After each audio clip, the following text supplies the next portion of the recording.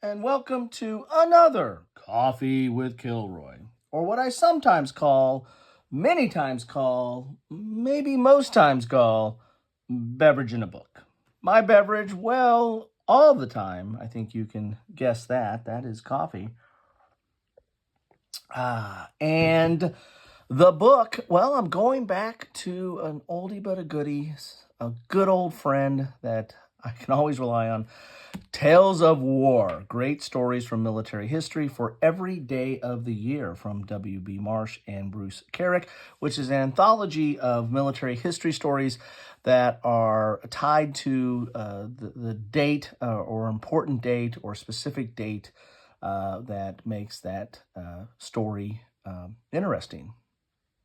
And today is January 26th. And what do you think we're going to talk about today? Well, there might be a little bit of a hint of the games that are on the table, which I have covered before, or at least, I think I might have covered both of these. If I have, I'll put links to the video in the description. And in fact, there'll be more of this one later today, so be ready for an after-action report on that. I've done an unboxing, but you're going to get some after-action goodness as well. But enough of all that. Let's get into the book. That's why you came here, right? Did you come for the coffee, or did you come for the book, or you just come for my pleasant disposition? Let me have some coffee here. And let's get into the book here. We're going to go to January 26th and see what lays in store for us. Here we go. Let me get a little closer here so you can follow along. Maybe I need to get a little bouncing ball that might date me. Anybody remember those? 26 January, Chinese Gordon goes down fighting. 1885. He was a medium height with a square jaw, sandy hair, and a clipped military mustache. His power of command came through his pale blue and penetrating eyes, as well as his somewhat unworldly righteousness. He was Charles Gordon, a British major general known as Chinese Gordon for his daring leadership in helping put down the rebel Chinese warlords in the Taiping Rebellion 20 years earlier. A man of iron nerve, Gordon was a classic case of Victorian complexity. When not soldiering, he spent much of his time helping orphan children. He meditated 3 hours a day with his Bible, was celibate throughout his life, and looked forward to death to meet his God. Queen Victoria's secretary referred to him as, quote, that Christian lunatic, close quote. In 1884, the British government sent Gordon to Sudan, where a Muslim fanatic called the Mahdi was taking over the country with a large army and threatening British interests in Egypt. Gordon soon arrived in Khartoum, where he organized the defending garrison, all Sudanese or Egyptian soldiers, except for a handful of British officers. Soon, the Mahdi neared the walled city. Knowing he had no chance of defeating the Mahdi's large army, Gordon still refused to leave. In the meantime, Prime Minister Gladstone had at last authorized a relief force, but it seemed beset with incessant delays. Early on the morning of 26 January, the Mahdi ordered his 50,000, let's try that again, 50,000 warriors into the final assault on the doomed city. In rode his fanatical hordes, leaving the streets red with blood. Gordon pulled back to the royal palace, and there on the outside staircase he awaited his enemies unarmed. Tearing open his tunic, he faced his attackers and cried out, "Strike, strike hard." He finally fell in a rain of spear thrusts. Then the modest warriors cut off his head, placed it on a pike, and delivered it to the Mahdi as a trophy.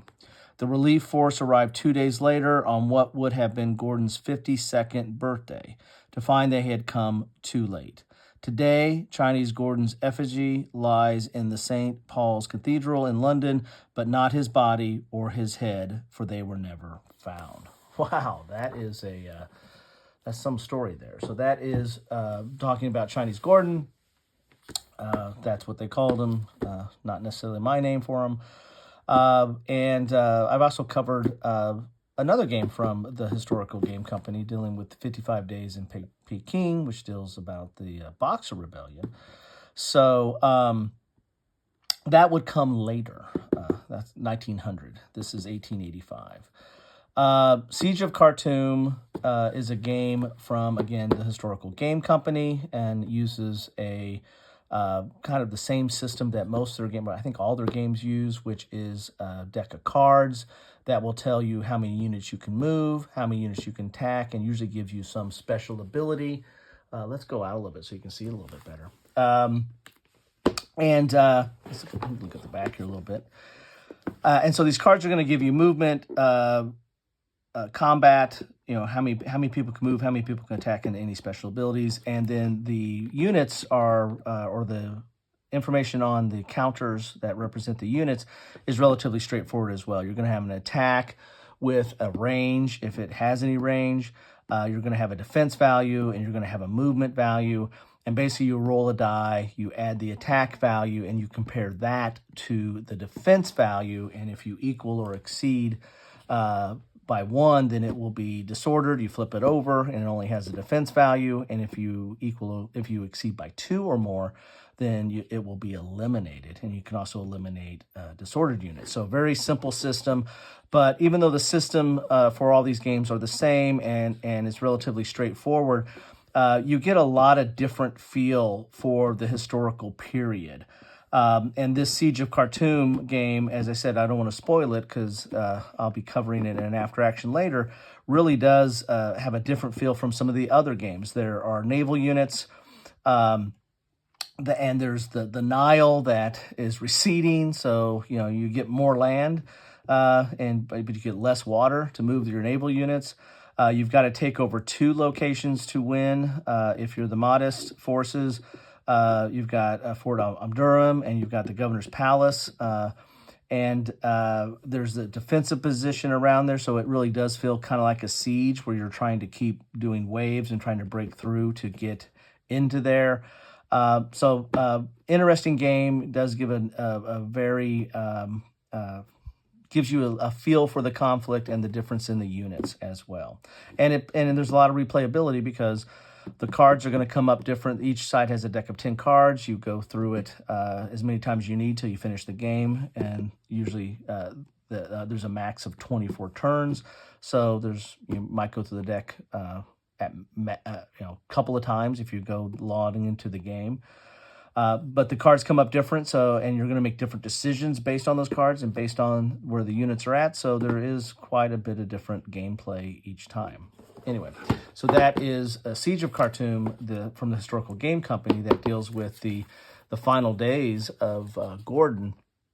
And then you have Khartoum right here, Sudan, 1883 to 1885. And by seeing that, range there, this is a little bit more of an operational or strategic type game. This is from the Decision Games Hand of Destiny system. So you're going to have this deck of cards, kind of similar to this. You're going to have a deck of cards that tell you what you can move and kind of control some of your actions and available options in the game. As you can see, it's a point-to-point game as well. Combat is not that complex, and again, it's taking a broader view of the situation leading up to the final days of Gordon or final day of Gordon. But so you've got a lot more going on there in dealing with that game. So there are other games out there, however, not a lot. There's not a lot on this topic. There's some older games I think that deal with Khartoum. And these are relatively recent. The Siege of Khartoum has been out in the last, 2 years. This Khartoum, I think, came out within the last 2, possibly 3 years. I'd have to look to see what the copyright date on this. It says 2019, so I was wrong. So the last 4 years, but still, that's more recent than some of the. When I was looking for games on this topic way back in the day, there wasn't a lot of offerings out here. So there you have it. January 26th, the final day of Gordon, and here's some games where you can get a feel or get some better understanding of those events that are not, super complex, and of course don't have a lot of chrome either, but you get what you invest, right? Anyway, that's what I have for you today. Thank you all for stopping by. Hope you're enjoying your cup of coffee. If it's later in the day or in the evening even, I hope you're enjoying what you're drinking. I'm not going to judge. Anyway, thanks all. Take care.